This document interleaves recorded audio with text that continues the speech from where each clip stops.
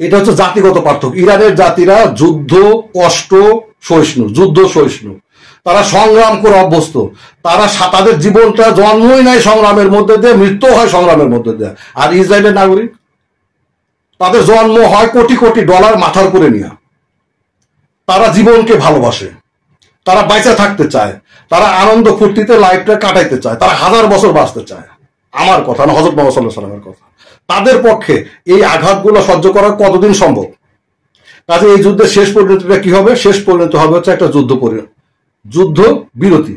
সেই যুদ্ধ বিরতি হওয়ার পরে যেহেতু লক্ষ্য, ইসরায়েলের লক্ষ্য, আমেরিকার লক্ষ্য যেটা ছিল পারমাণবিক স্থাপনা ধ্বংস করা, সেটা তো সম্ভব হবে না কোনোদিন।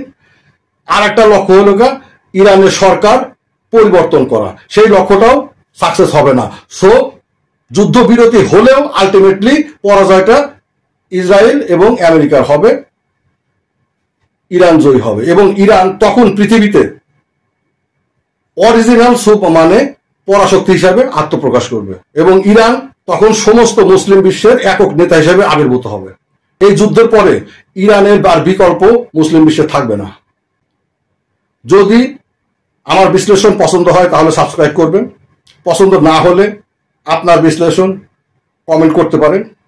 আর ওয়েট করেন, বেশি দিন না, আমার তো ধারণা 1 সপ্তাহের মধ্যে যুদ্ধবিরতি আসবে।